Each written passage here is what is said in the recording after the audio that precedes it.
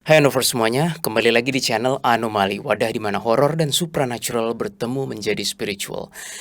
Di episode kali ini gue masih pakai pakaian yang sama dan sesuai janji gue di video sebelumnya, yaitu Arka 2024. Episode ini adalah mengenai video pencerahan-pencerahan yang gue dapat selama DA dan Anomali hiatus.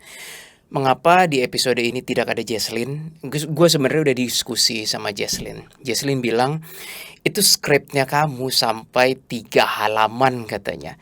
Which is ya, ini skripnya sampai 3 halaman. Pencerahannya cukup banyak.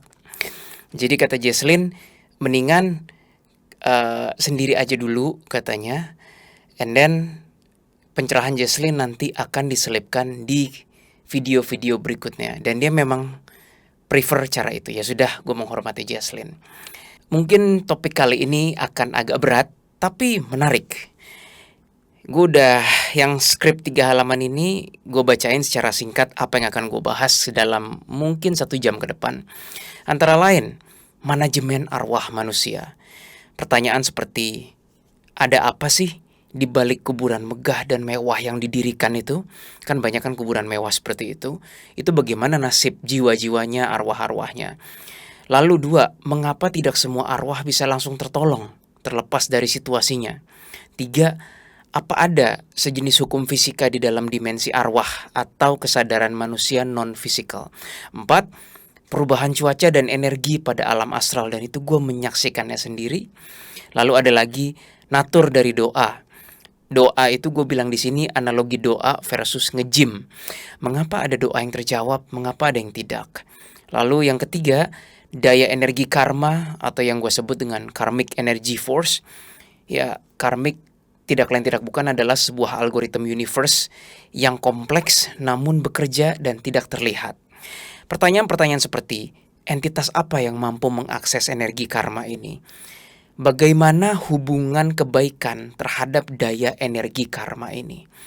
Dan yang terakhir, vision supranatural masa lampau dari Babilonia, Persia, hingga jin negatif Laut Selatan berhubungan semua. Jadi seperti yang gue katakan, topiknya mungkin berat tapi menarik. So, tanpa berlama-lama lagi, ambil cemilan teman-teman semuanya, stay tune.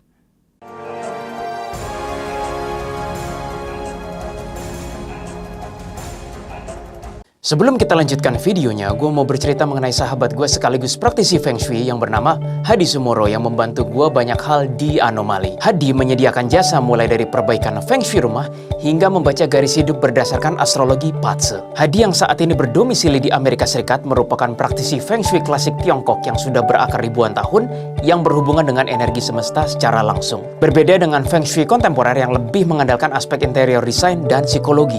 Happy Yellow Rock FengShui.com menyediakan service Feng Shui klasik seperti metode Flying Star, 8 rumah, metode air Sanhe, metode air Shuen Kong. Lalu ada juga servis konsultasi bisnis, perjodohan, dan bacaan astrologi. Semua bisa dilakukan secara jarak jauh, nggak pakai ritual, nggak pakai ribet, nggak pakai lama. Langsung aja tanpa berlama-lama, seperti apa sih penampakan bacaan astrologi Patse yang dimaksud? Ini adalah contoh bacaan astrologi Patse dari seorang musisi muda. Chart ini menunjukkan elemen apa yang bersama Anda ketika Anda lahir di jam, waktu, dan tahun tertentu, dan apa kaitannya dengan perjalanan hidup Anda.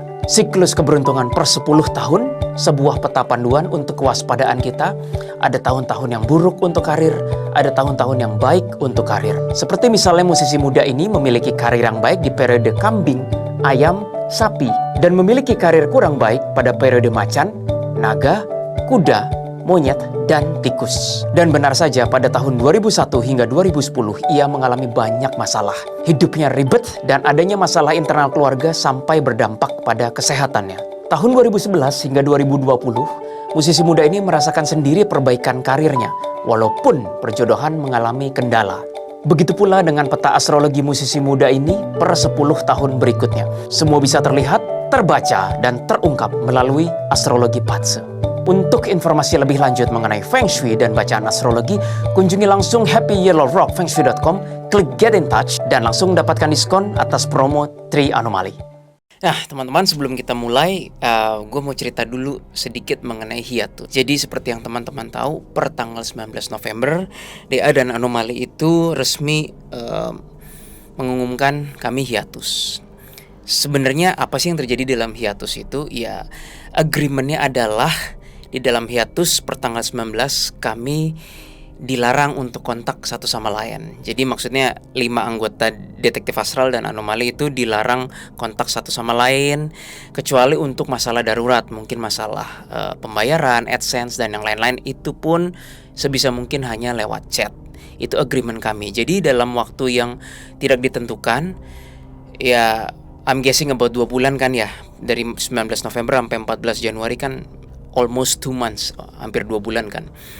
Kami setuju tidak kontak satu sama lain. Nah, memang ada yang beberapa story gue dan Bo dan Jesslyn ketemu, itu kami tidak saling tahu. Kami diundang oleh the clients, kami nggak saling janjian. Oi Bo, lu nanti ketemu di sana nggak? Oi Jess, nanti lu ketemu di sana nggak? Kami nggak saling janjian, tahu-tahu di sana ketemu gitu kan. Ya ini hanyalah hiatus gitu loh, bukan sesuatu yang kayak dilanggar terus ada efek apa gitu, tapi itu agreement kami.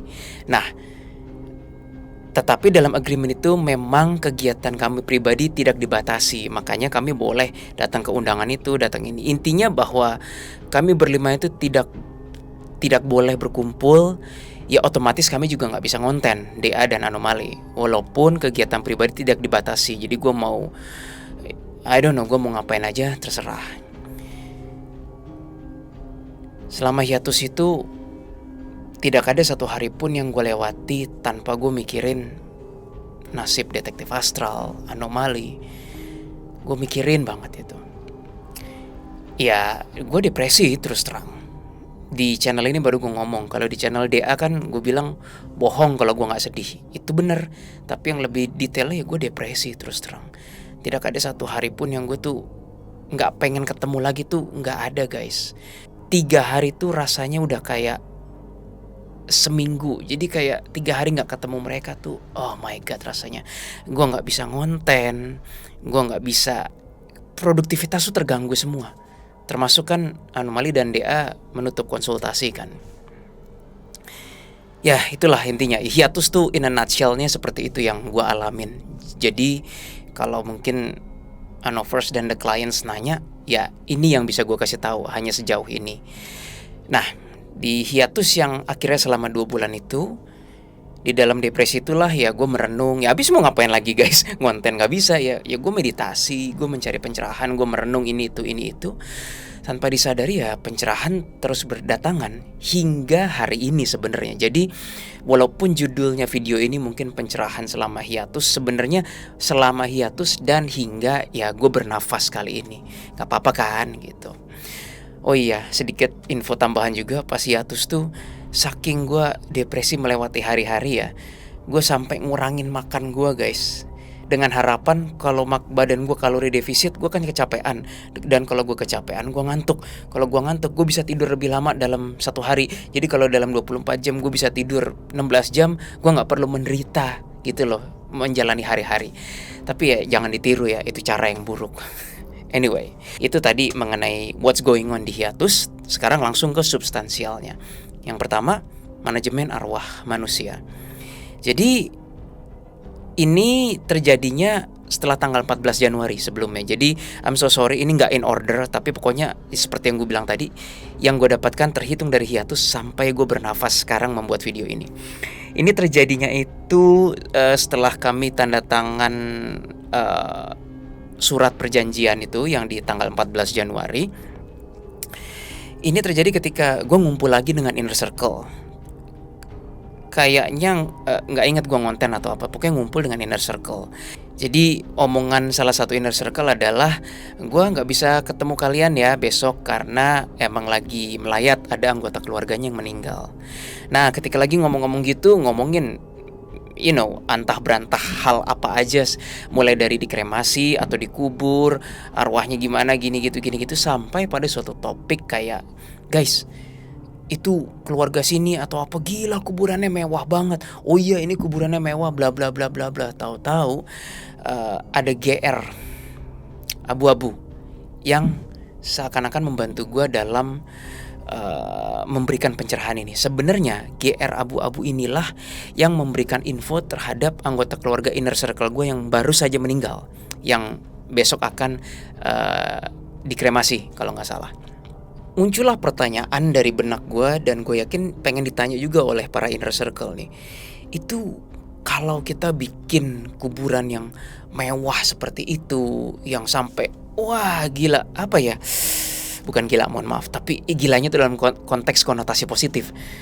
Teman-teman pernah lihat kan kuburan yang satu lahan aja gede itu buat almarhum sendiri, dengan pagar yang tinggi, terus dengan desain yang mewah, dengan pilar-pilar yang pasti teman-teman pernah melihat gitu kan.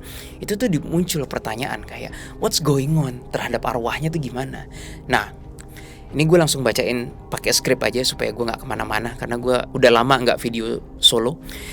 GR bilang, tahukah kalian, di balik niat baik manusia yang masih hidup dengan menghormati, mengabadikan, dan memegahkan situs penguburan semewah dan sebagus mungkin, terdapat sambutan dari makhluk-makhluk yang mati-matian ingin hidup kembali dan tidak bersedia mengikuti prosedur yang ada.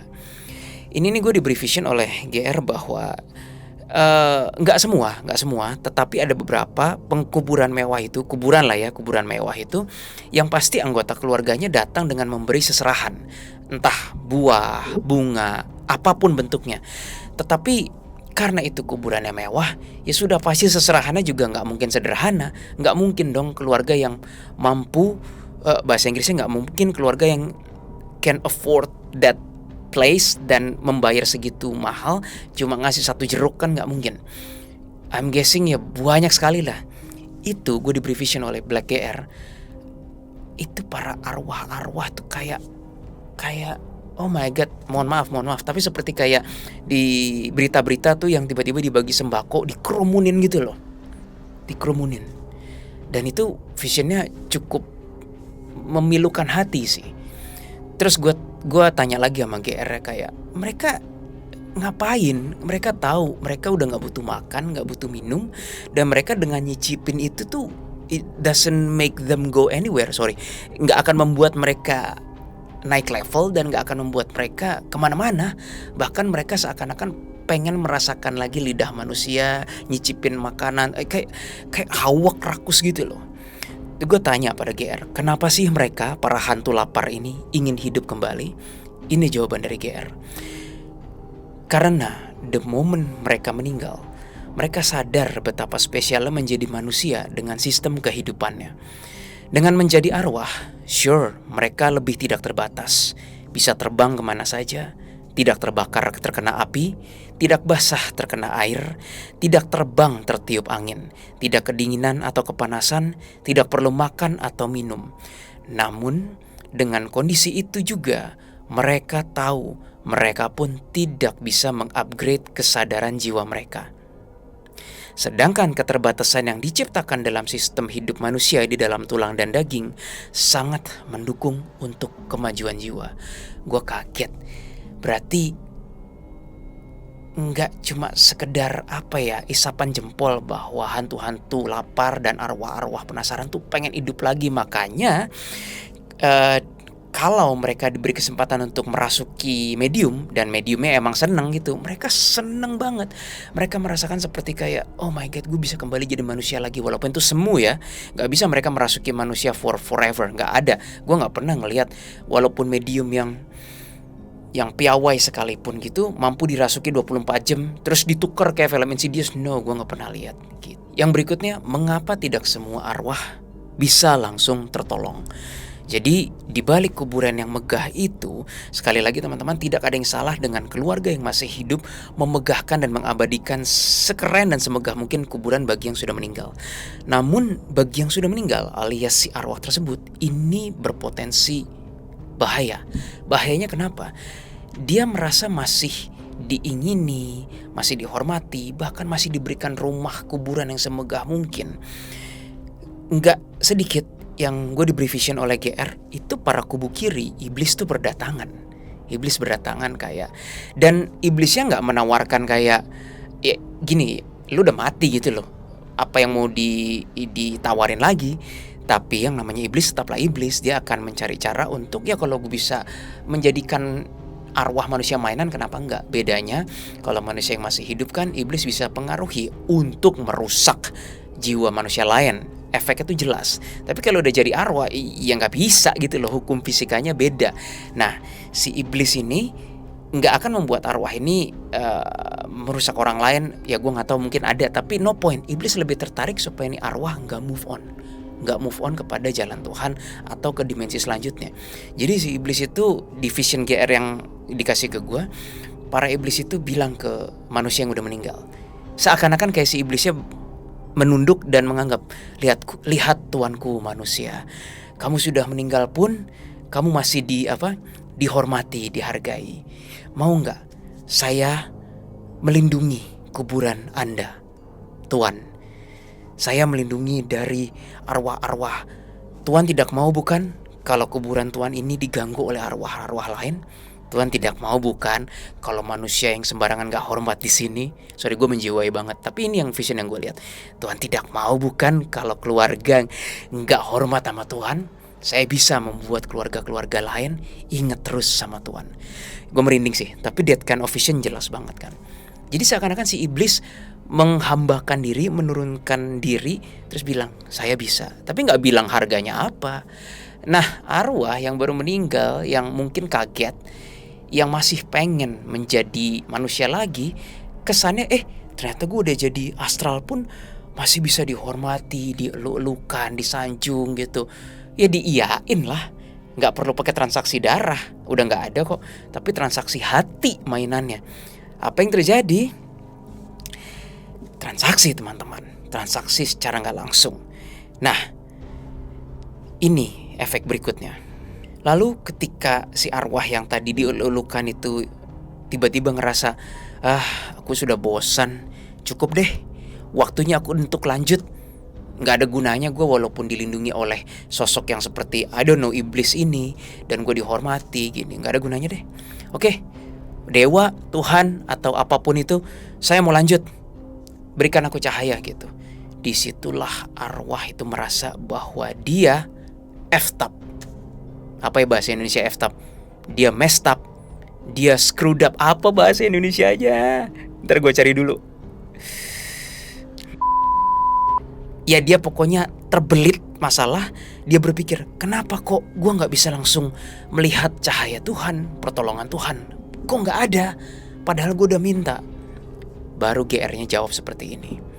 Itu karena hukum fisika supernatural karma. Gue bingung dong, maksudnya apa gitu loh. GR kira-kira berkata seperti ini. Agak susah teman-teman, tapi I'm doing my best untuk mentranslate bahasa GR ya, karena ini abstrak banget. GR bilang, itu karena hukum fisika dari supernatural karma. Itu aja gue udah gak ngerti. Frekuensi kebenaran akan beresonansi dengan sesuatu yang gak mengganjal hatimu atau hati setiap arwah. Dan ketika sudah menjadi arwah, disinilah kompensasi dari alam semesta agar arwah menggunakan kompas frekuensinya dengan baik. Sedangkan frekuensi kesalahan akan beresonansi dengan konsekuensi. Dengan kata lain, konteks yang si arwah yang interaksi sama iblis tadi, arwah tuh sebenarnya sebelum dia making transaction, dia udah sadar akan konsekuensinya. Tapi si arwah gak mengerti kenapa jalan cahayanya belum datang. Tapi dia udah sadar. Seperti ini analoginya teman-teman. Kalau kita masih di dalam tulang dan daging, kita terbatas banget deh. Kita bahkan tidak bisa melihat 5 menit ke depan hujan atau enggak. Kita bahkan gak bisa melihat ke belakang kepala. Kita bahkan tidak bisa meramal dengan akurat dan konsisten 10 menit ke depan aja, gak bisa. Nah, tetapi kita seakan punya kompas dan sadar, kalau gue berbuat ini, kok kayaknya konsekuensinya ini ya. Assuming tuh orang gak bodoh ya. Kalau bodoh ya udah gue angkat tangan. Banyak kan orang-orang bodoh yang gak mikir konsekuensi. Ada tipe orang itu. Tapi kita sekarang berasumsi orang yang sadar, kalau gue ngejahatin orang itu, kok kayaknya konsekuensinya ini ya. Kalau gue cuekin orang itu kayaknya konsekuensinya ini. Kalau gue, ya sama aja kayak misalnya di kantor, kayak kalau gue cuti nggak bilang ke bos kayaknya begini. Tetapi bedanya teman-teman, walaupun kita tahu, kita nggak tahu 100% bahwa yang terjadi apa, betul ya. Kita nggak akan kayak langsung bisa prediksi kalau gua cuti nggak bilang ke bos, pasti besok bos jam 2 siang lebih 5 menit dia akan datang ke ruangan gua. Opening kalimat dia bilang kayak, "Willy, kamu gini," itu terlalu detail. Nah, kalau di dimensi ini seakan-akan karena kita udah nggak ada fisik, itu tuh kayak kita langsung tahu. Maksudnya adalah the moment si arwah tadi ketika iblis tadi bilang, "Saya melindungi kuburanmu, saya akan bilang orang-orang keluarga tetap gini," tuh dia udah tahu, nggak usah transaksi. Kalau gua iyain, gua makin mandek aja dari jalan Tuhan. Jadi mengapa dia tidak pertolongan nggak kunjung datang? Ya karena dia udah tahu lu berbuat itu, ya lu ikut jalannya kubu kiri. Nah, ya gue nggak tahu sampai seberapa lama tuh ibaratnya waktunya pertolongan Tuhan datang. Tapi di saat itulah again sekali lagi arwah ngerasa dia very very effed up. Dan gue nggak pengen ini kejadian terhadap kita semua. Berikutnya perihal hukum fisika dalam dimensi arwah. Titik 2, kecepatan dan pembatasan. Dalam kurung speed dan limiter. Nah, sebelum gue jelasin, gue bacain dulu abstrak pencerahannya ya. Mungkin teman-teman agak bingung, tapi stay with me, 2 paragraf. Setelah itu gue jelaskan maksud dari 2 paragraf ini. GR berkata pada gue, "Kamu sadar kan, Dik tuh adik. Kamu sadar kan adik, betapa tidak main-mainnya kecepatan ketika kamu menjadi arwah. Itu sudah kamu alami ketika kamu bermain-main dengan pikiranmu sendiri. Misalnya kamu mengingat-ingat 5 menit kejadian makan bakwan goreng jam 4 sore. Kamu dengan mudah merecap semua kejadian itu hanya dalam waktu kurang dari sedetik. Dan begitu pula limiter mengenai penderitaan dan kebahagiaan di dalam alam arwah. Dikarenakan natur hukum fisika dimensi alam jiwa tersebut. Jadi ketika jadi manusia, untuk merasa menderita di paling bawah pun butuh waktu dan ada limiternya. Sedangkan ketika jadi arwah itu tidak sama sekali." Maksudnya gini teman, dari yang paragraf pertama, GR kan bilang jangan main-main dengan speed ketika kamu udah menjadi arwah. Kamu tuh sebenarnya, gua maksudnya sudah merasakannya adik. Jadi seperti ini teman-teman. Misalnya ya kayak tadi, gue bersama Inner Circle jam 4 sore makan bakwan goreng, tahu goreng, hahaha hihi, ngobrolin ini itu, wah suasananya fun. Ketika gue mau tidur malamnya, terus gue udah doa, gue mau tidur, gue nginget-nginget lagi kan, berapa sih waktu yang dibutuhkan untuk nginget gitu. Gue makan bakwan goreng, ngobrol, itu kan lebih dari 5 menit, katakanlah 10 menit. Tetapi yang 10 menit itu, gue hanya butuh waktu dalam kecepatan pikiran ketika gue udah mau terlelap malam-malam, itu less than 5 seconds. Betul teman-teman, semua manusia mampu mengalami itu. Dan sebenarnya setiap manusia tanpa sadar melakukannya ketika kita udah menerawang-rawang jauh mau tidur kan. Itu semua kejadian hari ini, yang seminggu lalu, yang tahun lalu, dengan cepat, gila speednya tuh kayak wah itu. Nah, kata GR, itu speednya di dunia arwah. Jangan main-main katanya. Begitu pula dengan limiter, pembatasan. Kalau bagi teman-teman yang nggak tahu limiter, gimana ya gue jelasinnya? Gini teman-teman, kalau ada speedometer tuh yang buat penunjuk kecepatan di mobil atau motor, kan katanya sering ada limiter. Jadi cuma bisa lari sampai 100 km per jam.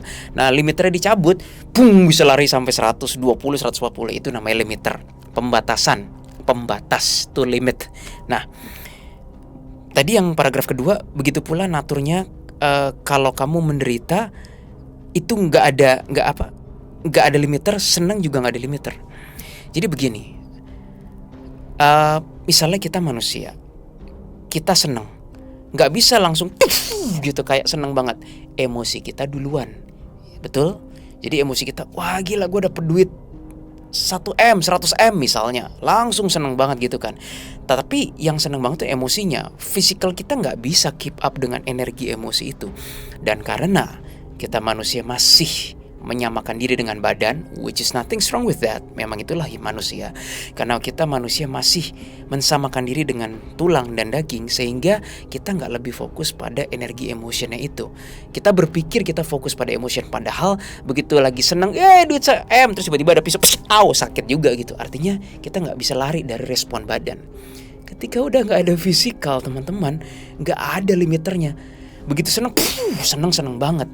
Ya mungkin teman-teman berpikir kayak, asik dong, there is nothing wrong with that. Mungkin, tapi bagaimana kalau sedih? Itu yang terjadi dengan sebagian besar arwah yang mungkin mengalami kecelakaan, termasuk episode anomali yang Paul Walker. Gue inget banget beliau berkata ketika keluarganya datang, itu PW bilang bahwa like my heart is so broken.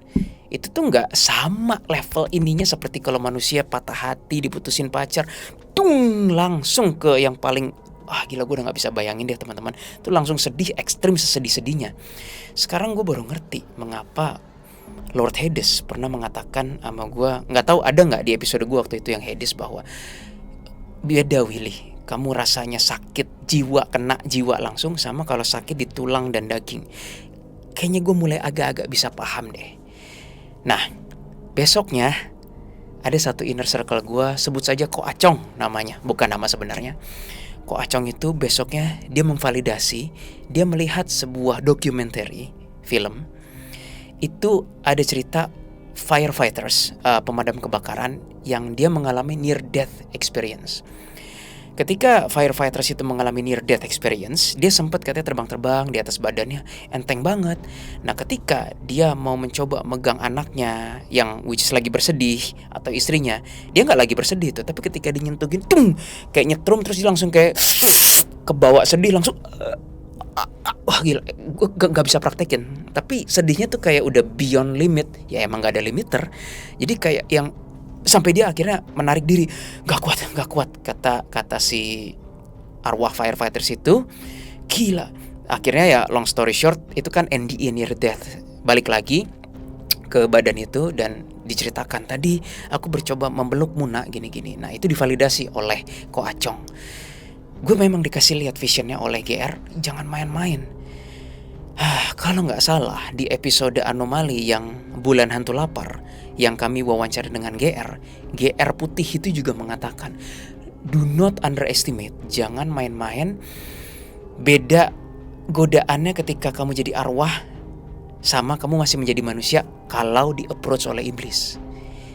Ketika kita jadi manusia di approach oleh iblis, nggak ada guys iblis yang terang-terangan nongol di mata gitu tuh. Mungkin hanya orang yang bersangkutan yang bisa lihat, orang lain nggak bisa. Tapi kayaknya nggak pernah lihat sih gue. Iblis selalu halus banget, tahu-tahu nggak berasa pikiran kita udah destruktif aja. Nah, kalau misalnya tiba-tiba ada iblis datang untuk kita manusia yang hidup nih, terus menawarkan ini itu, rasanya begini, kayak nggak langsung kena. Begitu kita jadi astral, kayak shit, ini beda level ini. Itu yang GR maksud. Susah sih gue jelasin ya, karena emang gak bisa dijelasin. I hope teman-teman ngerti ya. Tapi gue berusaha menjelaskan se-experience mungkin, se-pragmatis mungkin, sepengalaman mungkin. Jadi sekali lagi, limiter gak ada. Gue kaget kan, ternyata begitu speednya. Lalu gue nanya kepada GR, lalu kakak, sejauh mana aku bisa mengeksplorasi speed jiwaku di dalam dimensi alam jiwa tersebut setelah aku meninggal? GR-nya menjawab, disitulah aku tidak boleh memberitahumu dahulu, adik. Selamat datang di dalam alam jiwa nanti, dan disitulah letak pembelajaran kalian, layaknya kalian hidup sebagai manusia fisik. Itu message kena banget, dan menurut gue, ya mungkin pencerahan gue ini hanyalah pencerahan biasa yang mungkin teman-teman juga udah ada yang tahu kali. Tapi bagi gue, gila, gue salut pada GR. Gue gak bisa ngarang pencerahan ini, dan gue bener-bener hormat sehormat-hormatnya pada GR tersebut. Lalu yang terakhir masih di dalam manajemen arwah, yaitu perihal perubahan cuaca dan energi dimensi arwah. Gue kasih terminologinya astral clock, jam astral. Ini kejadiannya adalah setelah 14 Januari, gue ngumpul bersama Ko Acong yang tadi itu. Kami barbecue di apartemennya Ko Acong di lantai yang tinggi banget gitu. Sebenarnya ya gue nggak bisa kasih tahu ini apartemennya di mana, nggak perlu. Apartemennya ini nice, di lantai yang paling tinggi itu terbuka, gimana ya ngomong istilahnya ya, kayak kacanya tinggi tapi angin masuk. Dan kami barbecue sepuasnya di situ. Nah, terus tiba-tiba pas udah lagi barbecue, gue ngerasa kayak glek tuh kayak ada yang kayak ada apa ya, seakan-akan kalau kayak di film-film Hollywood tuh kan ada jarum panjang datang ketika udah jam 11 seglek, dramatis banget kesannya. Ya gue ngerasanya begitu, dramatis begitu. Sebelum gue cerita yang barbecue ini, gue sering banget ngalamin ini di mall. Apakah teman-teman ada yang pernah ngalamin juga? Maksudnya begini, di jam-jam tertentu di mall itu gue ngerasa kayak ada tadi ceklek, ada apa nih? Yes, Bow, ini ada apa nih? Karena kayak ngerasa ada yang berubah kan. Tahu-tahu, wah, arbis lah, iblis lah, itu kayak tiba-tiba swarming the place gitu loh. Swarming apa ya bahasa Indonesianya? Kayak mengerumuni place itu. Bagi yang bisa ngerasa, ngeri. Gue kayak sampai nggak mungkin men, kok tiba-tiba mendadak banget, seakan-akan kayak ada astral iseng gitu yang buka gerbang. Ayo arbis sana semua, ayo iblis sana, tuh silakan, go shoo ya, sini ketinggalan, sono kesana kayak gitu.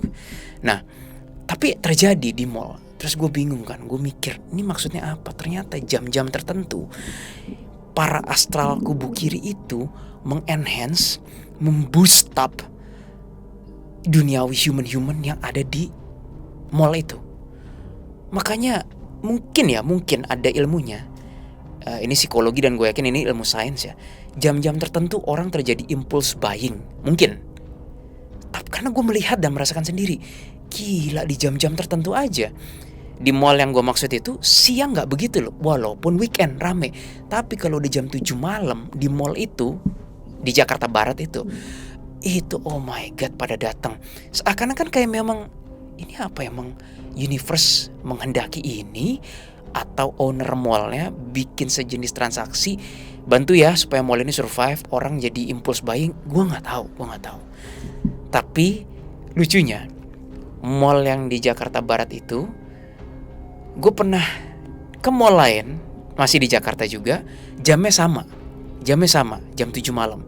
Setelah diusut, ya elah ownernya sama. Dan gue baru tahu itu dari Bow bilang, bro Willy, lu sadar nggak mall yang lu sebut ownernya sama lo? Oh iya juga ya. Ya udahlah, itu mengenai mall. Nah, balik lagi ke barbecue time ini.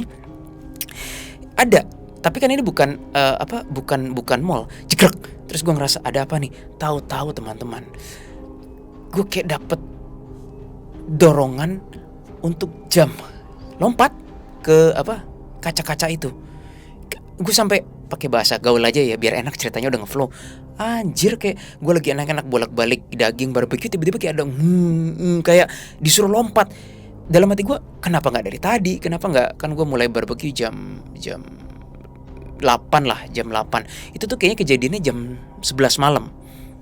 Jadi kenapa nggak dari jam 8? Kenapa pas jam 11 malam kayak intens banget. Terus gue tiba-tiba ngerasa kayak ada kunti-kunti terbang, arbis nggak jelas. Kayak ini dari mana sih asalnya? Gue pikir nggak mungkin dalam waktu segini tuh tiba-tiba kayak brel gitu, kayak ini pasti ada yang trigger nih. Kenapa gitu kan? Gue bingung. Nah, gue tanya GR, akhirnya GR kasih tahu. Ya, begitulah.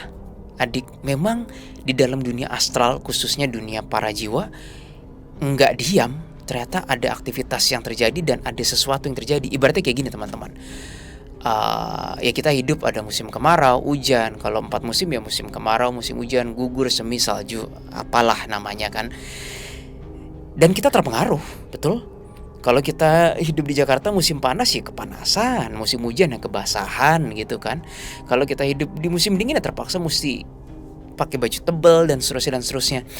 Nah, bedanya kalau udah di dimensi arwah, bukan fisikal kepanasan kedinginan, tapi energi. Gue masih meneliti.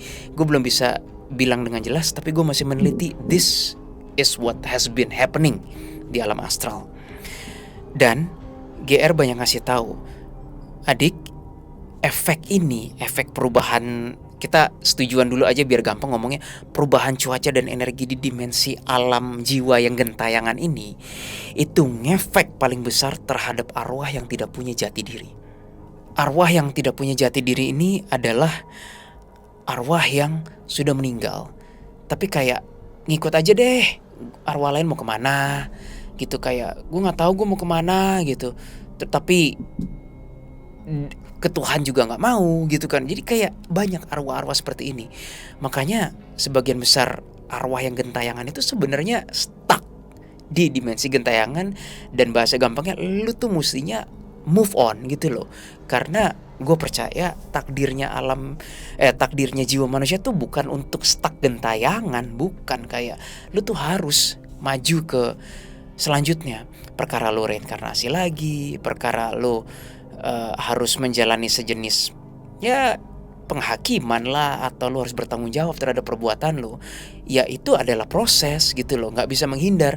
Tapi arwah-arwah ini menghindar dan lebih banyak di dimensi gentayangan, kayak berlindung di balik dimensi bumi. Tapi akibatnya ketika ada perubahan sesuatu, mereka kena. Dan maksudnya GR ngefek, yang nggak punya jati diri itu bisa jadi negatif. Bisa kalau misalnya nih tiba-tiba ada energi yang berubah, sorry gue jelasin lagi jelek, sorry. Tapi nggak menutup kemungkinan arwah-arwah yang gentayangan yang udah nggak punya jati diri tuh bisa jadi arbis. Lah dia nggak ada tujuan, nggak ada goal, nggak punya pegangan, ikut aja kemana-mana. Ya sama analoginya seperti kita hidup di dalam tulang dan daging, udah tahu hujan, tapi nggak mau berteduh, nggak nyari payung, nggak nyari perlindungan, pasrah aja. Ya udahlah hujan. Efeknya apa? Ya kebasahan. Nah kebasahan yang dimaksud inilah kayaknya yang disamakan dengan lu terkontaminasi arwah itu dengan energi itu. Ya semoga analoginya bisa suits teman-teman ya. Gue nggak bisa nemu analogi lain sih. Nah berbicara mengenai kenegatifan arwah-arwah yang terbang-terbang gentayangan itu, setelah turun dari barbecue, tiba-tiba Hades sedikit nimbrung juga ngasih beberapa info ke gua, terutama yang mind blowing dan yang membangunkan adalah Hades berkata bahwa, tahukah kamu adik, dunia gelap yang kalian sebut dengan neraka itu adalah dimensi yang terlahir dari konsep consequence. Jadi maksudnya mungkin makhluk-makhluk entah di planet bumi dan I don't know planet lain, kita sebatasi dengan planet bumi dulu, yang berbuat destruktif dan yang lain-lain ada konsekuensinya, yaitulah dunia gelap kan. Terus yang lebih membagongkan lagi adalah, ini gue juga bingung, gue udah kecapean jam 12 malam atau emang informasinya begini. Hades berkata, tahu tidak adik, para dewa pun yang kalian sebut dengan istilah para dewa terlibat dalam mendesain dunia gelap. I was like, what? Wah, gue rasa gue udah kecapean nih malam-malam. Padahal gue nggak minum ya, gue nggak minum alkohol atau apa. Tapi ya begitu. Terus kata Hades lagi, dunia gelap atau hell itu mengenal batas. Tetapi dimensi yang bersifat pertumbuhan tidak mengenal limit. Gue bingung kan, maksudnya apa nih Kak Hades? Hades berkata, mengapa neraka dikatakan terbatas? Karena semua jiwa atau arwah yang masuk ke dunia gelap tersebut tidak mengalami growth, tidak mengalami pertumbuhan jiwa, pengembangan jiwa di dalam proses yang gak enak tersebut. Makanya adik, kata Hades, sekali lagi aku katakan, dimensi neraka itu mengenal limit, batasnya. Kalau dimensi yang bersifat pertumbuhan, kalian sebagai jiwa tidak mengenal limit. Disitulah makanya gue percaya tadi gue bilang kan, natur dari jiwa dan arwah human itu bukan untuk ke dunia gelap seharusnya. Itu konsekuensi dari tindakan yang hanya Tuhan yang tahu seberapa parahnya. Tapi natur dari arwah human itu evolving terus, bahkan setelah gak di tulang dan daging sekalipun. Mungkin that's why di kepercayaan lain ada legenda atau mitos yang mengatakan bahwa manusia bisa menjadi dewa, dewa bisa menjadi manusia, dan yang lain-lain. Mungkin itu dasar premisnya, bahwa arwah manusia setelah lepas dari kehidupan ini, harusnya naturnya adalah you are unlimited seharusnya. Dan kalau gue cross check dari berbagai tokoh spirituality, arahannya tuh ke situ-situ juga gitu loh. Jadi sepertinya ada sebuah benang merah yang kayaknya memang itulah spirituality dan arah evolusi kesadaran manusia tuh ke situ. Lalu ada informasi tambahan lagi, GR hanya bisa memindah paksa jiwa atau arwah dari dimensi gentayangan astral bumi ke level up. Level up-nya apa? I don't know. Anomali pernah mempetakan, yaitu ada dimensi transisi, abu-abu, dan yang lain-lain. Tapi intinya GR hanya mampu memindah paksa dari gentayangan ke level up. Terlepas dari itu, kata GR, they are on their own. Bahasa Indonesianya, mereka ngurus diri mereka sendiri. Dan kata GR, tahu tidak, justru ketika arwah atau jiwa itu tidak mau progres, lalu terus didoakan oleh manusia bumi, itu justru siksaan bagi arwah tersebut. Gue belum kepikiran sekarang episode anomali yang gimana, tapi gue rasa make sense. Oh, itu yang XHTI yang ini episodenya, itu kan kami bilang, ayo Pak, move on gitu loh ke dimensi yang seharusnya. Dia malah gengsi, dia malah gak mau minta maaf dan yang lain-lain. Sampai GR aja gak bisa berbuat apa-apa. Malaikat sudah tinggal menyodori tangannya gini, ayo ikut. Gak mau, kita doain malah tambah marah, malah tambah tersiksa. Kalian gak usah di sini lah, gimana? Jadi I guess yang GR bilang itu bahwa ketika arwah tidak mau progres tetapi terus didoakan, itu justru siksaan. Di sini gue baru ngerti. Apa ya? I don't know ini pencerahan atau bukan, tapi kayak so much information selama hiatus, dan GR tuh kayak senantiasa membimbing gue. Ya, I don't know teman-teman, kalau info ini mungkin hanyalah info yang gak berarti, ya sudahlah, anggap aja hiburan. Tapi kalau info ini kena dan ada value, dan kalau ini benar ya, gue kan gak bilang ini benar, kalau ini kalau ini ada unsur kebenarannya, ya, then we know what to do setelah kita udah gak di badan lagi, setelah kita udah gak di tulang dan daging lagi. Yang berikutnya teman-teman, sekarang gue move on ke natur dari doa. Ini gue bacain skripnya dulu ya. Doa itu merupakan sinkronisasi hati dan alam bawah sadar kita. Universe adalah reaksi tanpa henti, dan reaksi itu bisa terjadi karena doa sesaat ataupun karena getaran konstan dari projection hati kita. Jadi doa hanya pada saat itu untuk perlindungan itu saja mempunyai bobot energi yang berbeda dibandingkan orang yang setiap saat berdoa melalui getaran alam bawah sadarnya. Pencerahan ini muncul nggak lama sih setelah hiatus, maybe sebulan pas lah ya. Jadi masih hiatus hitungannya. Kadang gue bertanya kan pada universe kayak, ya Tuhan, kok ada orang yang dalam konteks gangguan astral ya, konteks gangguan astral kayak orang yang berdoa nggak kunjung datang pertolongan Tuhan. Nah tadi kalau di bagian yang atas itu yang manajemen arwah itu kan udah jadi astral. Kalau sekarang kita kan masih hidup nih, konteksnya masih dalam manusia. Ya disitulah gue dapat pencerahan bahwa doa itu seperti nge-gym. Ketika kita setiap hari terbiasa refleks memberi stimulus kepada Tuhan, kalaupun bagi orang yang mungkin ateis atau apa gitu, anggap saja kita memproyeksikan mohon perlindungan kepada something greater, something beyond untuk melindungi kita. Itu kayak kita memproyeksi energi ke universe. Dan itu tuh universe tuh merespon loh, dan itu universe nangkep apa ya, kayak parabol kali ya. Sekarang gue mau kasih analogi nge-gym versus doa. Waktu Detektif Astral ke Gunung Padang, ada episodenya, teman-teman boleh cari.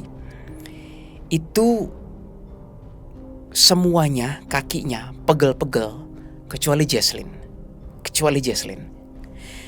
Kalau teman-teman tahu, Gunung Padang itu kan ada yang jalur gampang, maksudnya nggak yang tunggu, gue bingung, terjal atau curam sih, maaf ya, aduh, mesti Google lagi. Pokoknya yang agak-agak miring gini itu ringkas, cepet, tapi capek. Kalau yang agak landai begini itu lama tapi nggak capek. Nah, kami kan di Gunung Padang itu kan 2 hari kan. Itu cuma Jesslyn yang nggak pegel. Ya, pegel tapi relatively dia mampu menahan pegelnya. Kok gue tahu Jesslyn dong yang nggak pegel? Anjay, ini ngomongnya agak casual ya. Gue inget banget turun dari Gunung Padang itu, para pria waktu itu, gue dan Bo itu mau pipis. Kita nggak pipis di WC yang disediakan oleh panitia Gunung Padangnya, which is yang vendor Gunung Padangnya. Kan ada kan WC propernya kan. Itu WC rumah orang yang kita harus agak turun ke bawah, agak kotor, jorok dan yang lain-lain. Gitu, gue para pria itu ya. Coba gue bisa praktekin nggak ya sebentar. Jadi kayak berdiri, ya teman-teman tahu lah ya kalau pria pipis begini kan ya, teman-teman tahu kan. Nah itu pas kita mau pipis nunduk, gue begini nih. Please tell me ada yang pernah ngalamin itu. Pasti teman-teman ada yang ngalamin. Jadi kaki gue para pria itu kayak itu sih konyol banget sih, goblok banget sih, pipis barengan bertiga kayak gitu. Nah, balik lagi ke Jesslyn, sorry agak ngawur. Balik lagi ke Jesslyn, kenapa Jesslyn bisa nggak sakit? Dia sudah terlatih skipping selama berbulan-bulan. Gua dan para pria lainnya, termasuk ada kenalan the clients itu juga belum tentu skipping. Gue gak latihan skipping. Nah, konteksnya seperti doa tadi lagi. Oh, ternyata gue diberi pemahaman it's the same thing. Orang yang setiap hari selalu punya rasa berserah, berlindung pada Tuhan, itu mempunyai kekuatan doa yang beda dibandingkan orang yang mohon maaf hanya mencari Tuhan ketika pada waktunya saja. Makanya gue selalu memaksa dan mendidik diri gue sendiri, alam bawah sadar gue sendiri. Mau seneng gak boleh lupa dengan Tuhan, sedih gak boleh lupa dengan Tuhan. Apapun itu lu gak pernah lupa dengan Tuhan. In fact, gue semenjak menjadi anomali ini, gue gak berani keluar rumah tanpa doa sedikit pun, karena astralnya udah ganas teman-teman. Jadi mau nyetir mobil keluar dari garasi, gue doa. Mau tidur malam, gue doa. Mau melakukan apapun gue doa. Gue gak bisa guys gak berdoa lagi. Nah itu sama seperti kayak gue melatih otot-otot spiritual gue tuh seperti itu. Mungkin ini klise kan, biasa kali ya, tapi bagi gue ini sebuah pencerahan sih bagi gue. Itu yang menjadi jawaban kenapa kok ada doa orang-orang tertentu yang kok powernya beda. Yaitu tadi ternyata universe nggak bekerja dengan, memang ada tertulis kayak Tuhan maha penolong, maha pengampun dan seterusnya, tapi universe pun juga punya algoritma dan cara kerjanya gitu loh. Dan di sini gue baru ngerti, oh orang yang sudah lebih terbiasa terkoneksi dengan alam atau Tuhan sudah tentu memiliki sesuatu yang beda dibanding orang yang nggak terbiasa dengan koneksi terhadap alam ataupun Tuhan. Dan gak lama setelah pencerahan itu, selang beberapa hari, gue depresi lagi kan. Gue depresi tuh gue kayak ngerasa, ya Tuhan, gue kok berasa powerless banget, tidak punya kemampuan untuk mengontrol hidupku sendiri. Gue depresi kayak gini, gue payah banget Tuhan, kayak masa gue sepayah ini kan. Tapi intinya tiba-tiba ada suara, kamu tidak powerless Willy. Dan I can feel dapat boost cahaya putih dari suara itu. Jadi kayak suara itu entah dari mana datang ya, kayak ada cahaya putih yang comes with the package gitu loh. Jadi kayak satu paket sama suara itu kan. Ternyata suara itu adalah suara dari roh gue sendiri.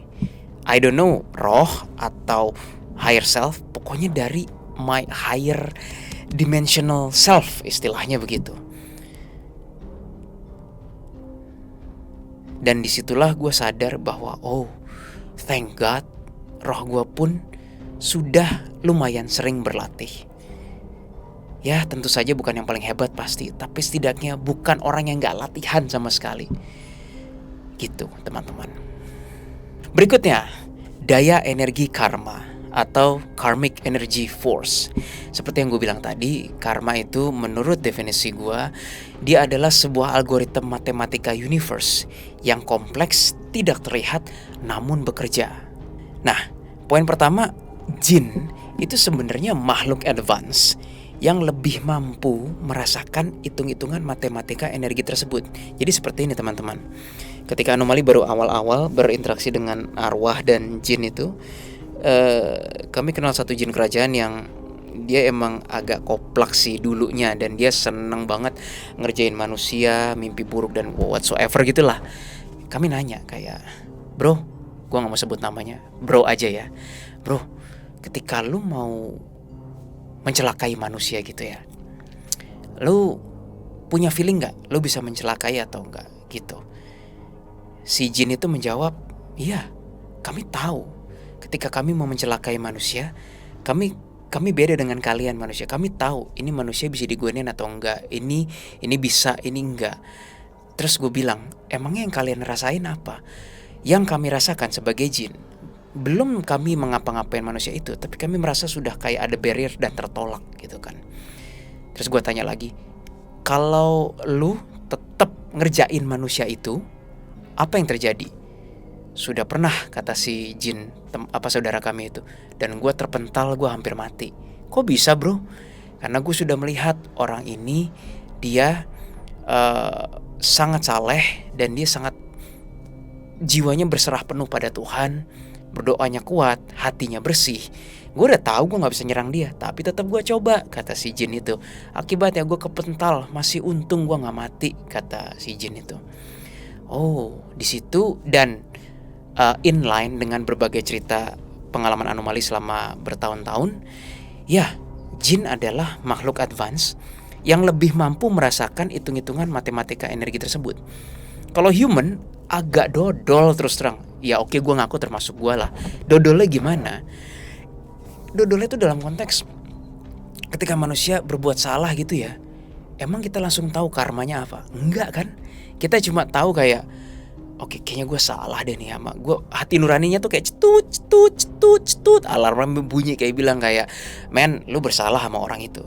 Tapi apakah kita sebagai manusia dilengkapi dengan software yang langsung tahu gitu, lu seminggu lagi dapat karma begini? Kan enggak bisa sih. 90% manusia lebih gue gak ngelihat dilengkapi dengan fitur dan software itu.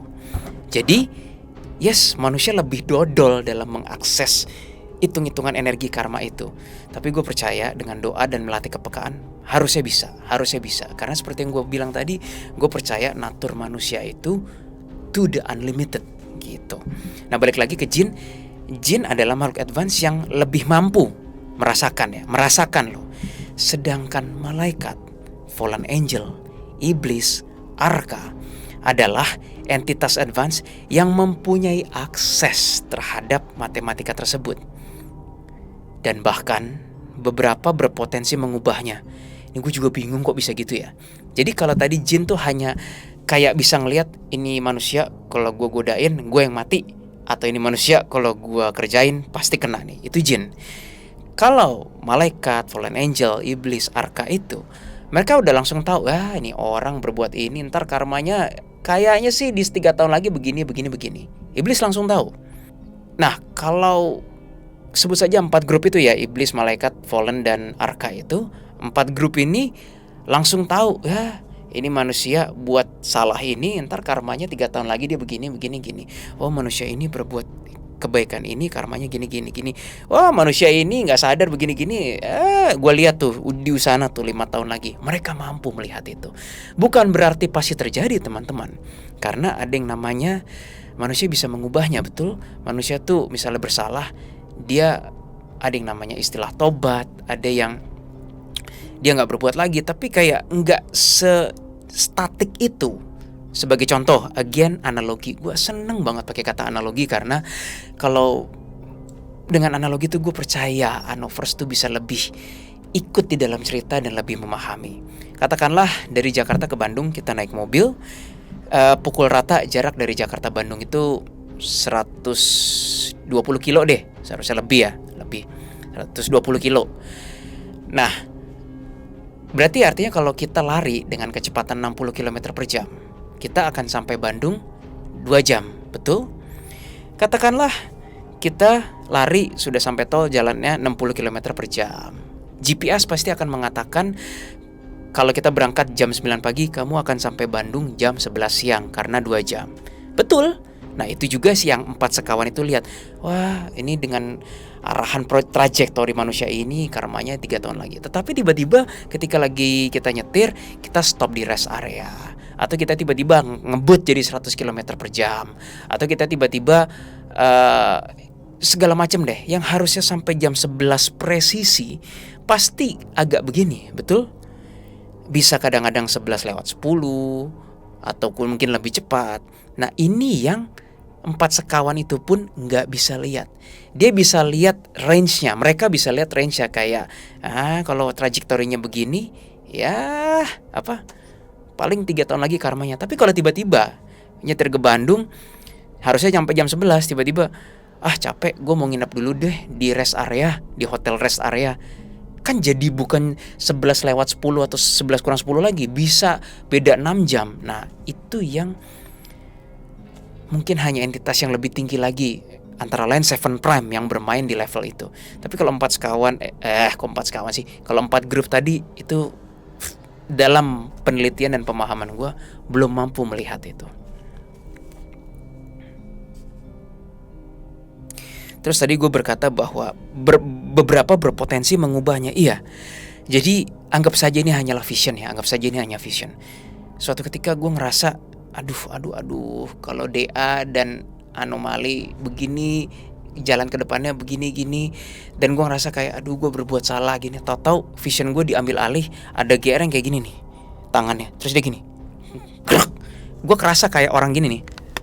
Kayak orang kletak gitu. Bedanya ini energi, gertak. Gue sama ada apa tuh? Terus gue coba analyze kan. Bahasa Inggrisnya, did you just change fate? Bahasa gampang Indonesia, lu baru aja ngubah roda takdir ya, tanda tanya gitu. GR-nya gak mau jawab. Tapi rasanya tuh gitu, kayak gerak, anjir, kayak berubah gitu loh. Dan itu bukan pertama kali gue alamin. Pernah gue ngeliat vision juga lagi meditasi atau apa, tiba-tiba kayak ada roda numpuk gitu loh, kayak roda mekanisme persneleng atau transmisi mobil yang tertumpuk satu sama lain, terus kayak geser gitu. Gue sampai nggak enak rasa energinya. Apaan tuh? Abstraknya dari informasinya kayak ada takdir yang baru aja diubah. Jadi teman-teman, ini baru hipotesa gue ya. Kayaknya memang ada deh entitas di luar sana, entah bentuknya astral, entah itu di luar 4 grup tadi atau apa, yang punya akses terhadap itu. Ya kalau ada tertulis kayak Tuhan menentukan ini, ya kenapa gak ada entitas ini? Ya gue gak tahu levelnya apa. Baru sampai situ pemahaman gue teman-teman. Lalu konsep kebaikan, hubungannya apa dengan karmic energy force? Ini lumayan krusial gue bawakan karena sebenarnya ini filosofi gue sendiri, tetapi masih nyambung dengan daya energi karma ini.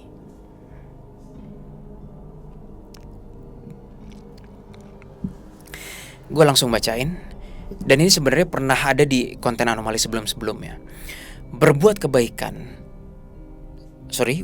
Berbuatlah kebaikan karena memang dari hati kita sebagai kodrat manusia untuk kemajuan seluruh peradaban manusia. Janganlah berbuat kebaikan untuk membayar dosa. Karena seperti ada subtle tone. Subtle tone tuh pemikiran halus tak kentara alam bawah sadar. Kamu gak usah takut kalau gak sengaja dosa lagi, karena ada kebaikan yang bisa membayarnya. Nah sampai sini teman-teman, gue paham ini hanyalah masalah prinsip dan filosofi hidup. Ini gak bisa dipaksakan. Semua orang punya caranya sendiri-sendiri dalam berprinsip hidup. Tapi gue sering melihat baik klien atau orang lain yang seperti ini. Dan believe it or not, again sekali lagi ini hanyalah pengalaman gue, pemahaman gue melihat kubu kirinya. Jadi yang seperti tadi itu, ketika orang atau manusia berbuat kebaikan untuk membayar dosa, itu tuh benar-benar ada bisikan di kupingnya yang gue bisa notice melalui memori, dan gue ngeliat itu tuh iblisnya kayak gini. Kamu gak usah takut kalau gak sengaja dosa lagi, karena kan ada kebaikan yang bisa membayarnya. Tapi karena iblis bekerja dengan cara yang sangat amat halus, manusia itu tidak mendengar itu melalui kuping. Manusia itu mendengarnya melalui pikirannya sendiri. Jadi dirasa bahwa itu adalah pikirannya sendiri. Nah, that's why hubungannya dengan daya energi karma ini, seperti yang gue berkata tadi, berbuatlah kebaikan karena memang dari hati kita sebagai kodrat manusia untuk kemajuan seluruh peradaban manusia. Ketika kita berbuat kebaikan dengan pamrih, itulah transaksional. Dan seperti yang gue katakan tadi, universe itu tidak bisa dibohongi, teman-teman. Universe, Tuhan, tidak bisa dibohongi. Apapun yang kita project ke alam, tidak bisa ada yang luput.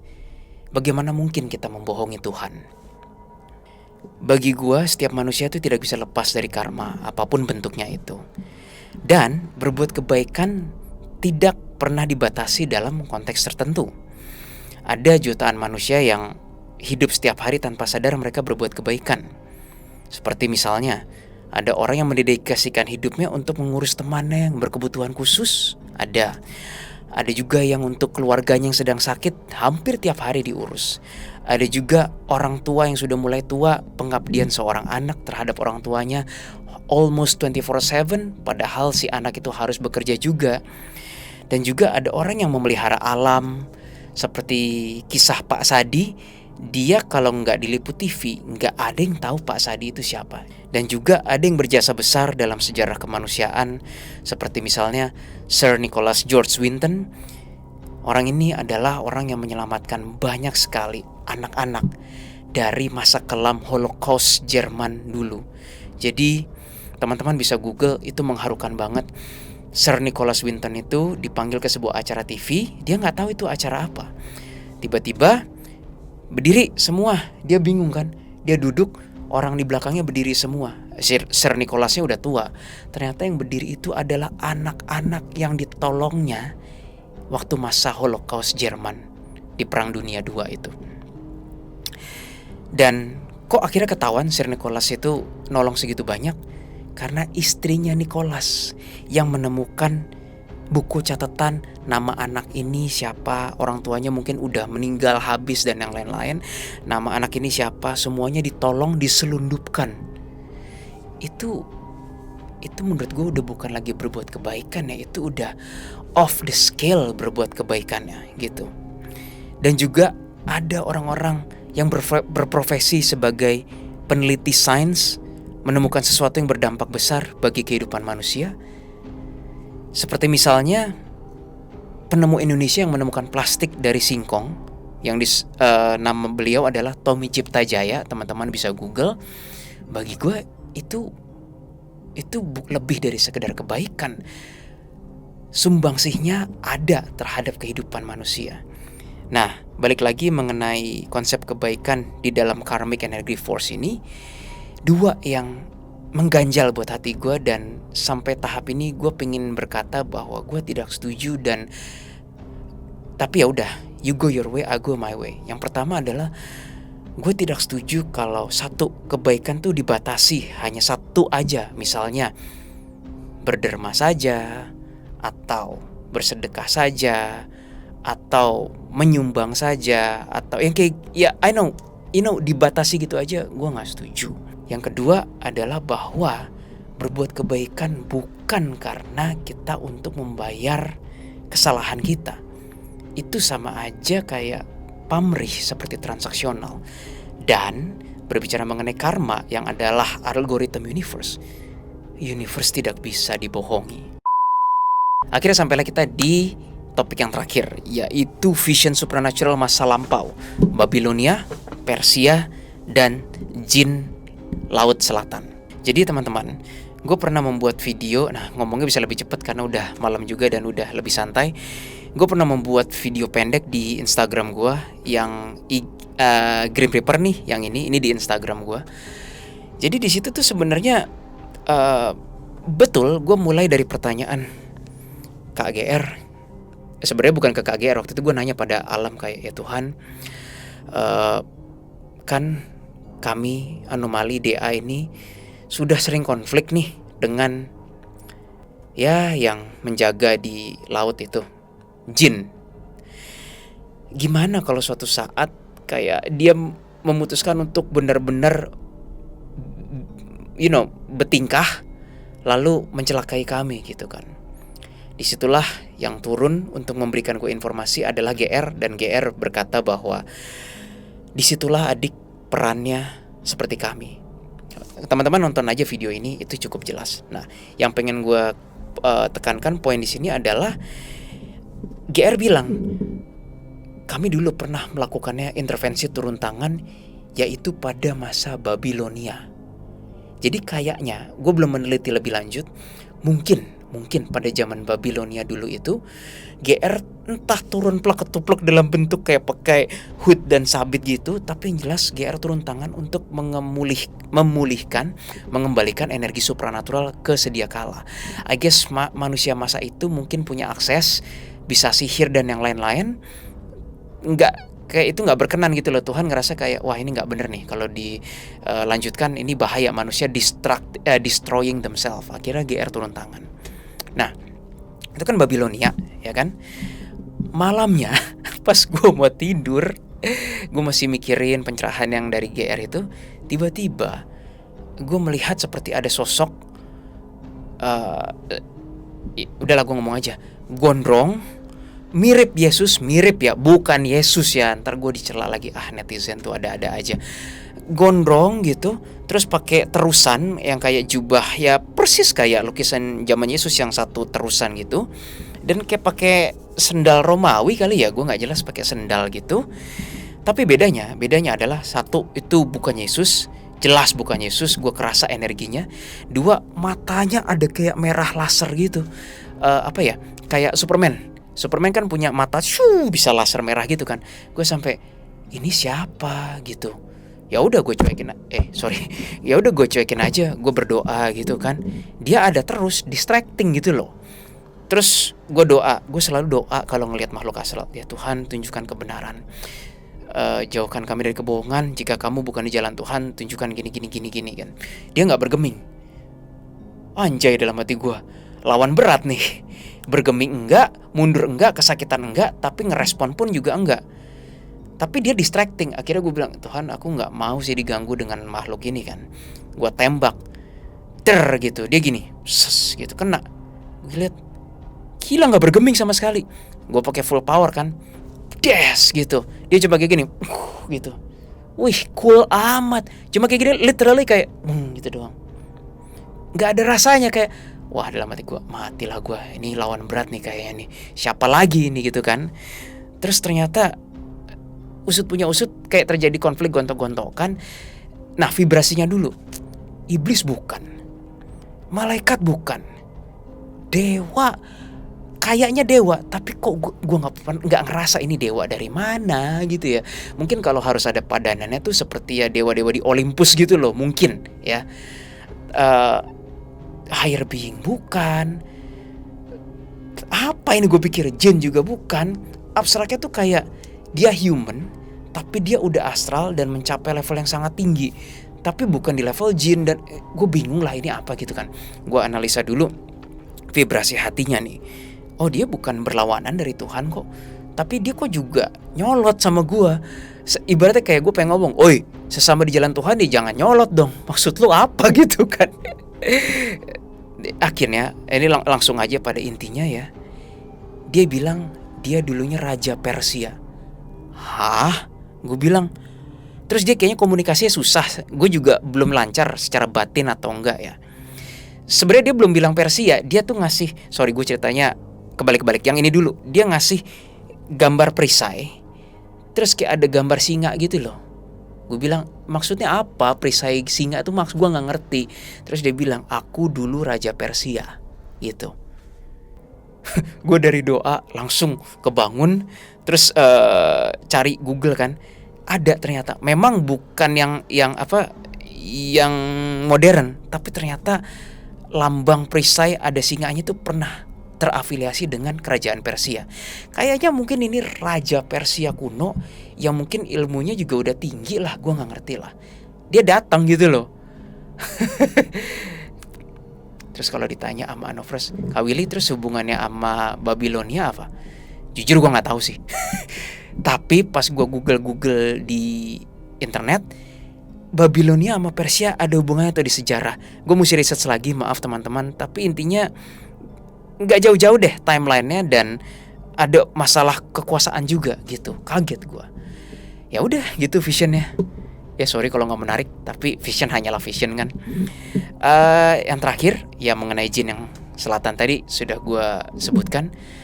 Itu sekali lagi, mungkin jika waktunya tiba, manusia harus menghadapi jin dengan skala kekuatan kosmis yang agak besar. Gue rasa manusia nggak akan mampu sendirian. Pasti petugas-petugas Tuhan lainnya akan turun tangan. Antara lain Grim Reaper.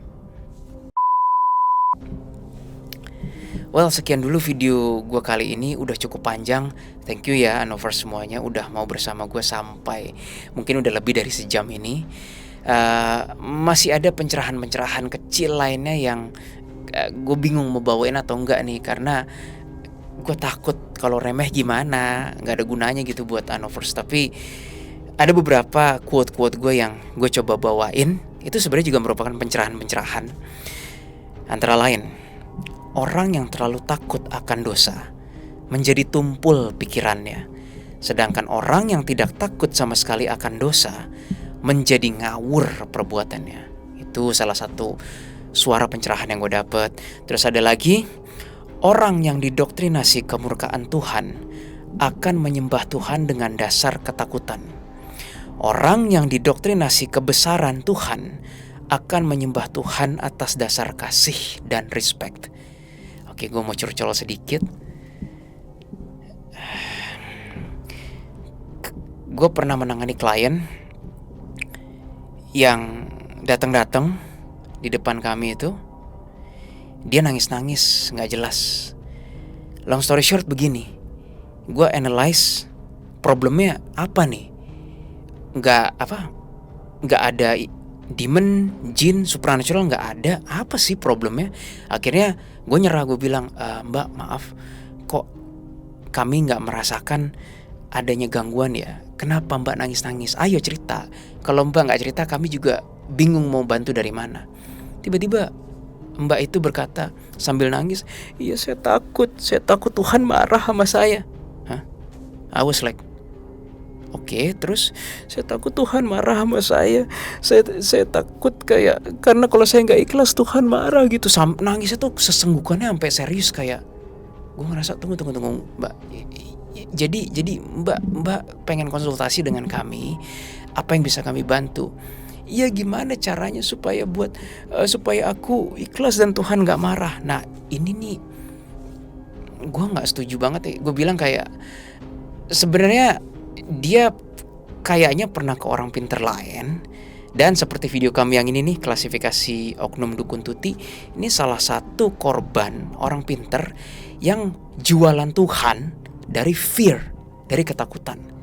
Gue alergi banget dengan orang-orang pintar seperti itu. Seperti yang gue bilang tadi, orang yang didoktrinasi kemurkaan Tuhan akan menyembah Tuhan atas dasar ketakutan. Orang yang didoktrinasi kebesaran Tuhan akan menyembah Tuhan atas dasar kasih dan respect. Gue nggak terlalu takut, kayak orang nggak usah ditakut-takutin kok. Orang akan bertanggung jawab dengan karmanya sendiri.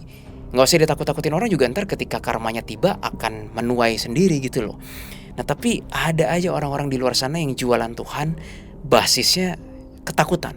Kalau kamu nggak melakukan ini Tuhan marah. Kalau kamu nggak begini Tuhan akan murka. Kamu dosanya gitu. Waduh itu sorry ya, maaf ya teman-teman, kayak nggak bisa dah, gue nggak setuju banget dah soal itu deh. Lalu yang ketiga, kalau ada ungkapan iman tanpa perbuatan adalah mati, maka iman tanpa rasionalitas adalah kehancuran. Di sini juga gue sering banget ngerasa banyak banget orang beriman tapi nggak pakai ini. Ya itu sama aja kehancuran guys. Apa bedanya dengan terorisme gitu loh. Terorisme itu mungkin pada awalnya, dan ini sebenarnya kenyataan, dari sebuah berita, teroris itu direkrut dari anak-anak yang muda, anak-anak yang masih saleh, anak-anak yang patuh kepada Tuhan, berdoanya kuat, dan ingin ada perubahan di dalam negara gitu. Tapi gak dipakai rasionalitasnya. Pokoknya yang penting bertuhan, udah.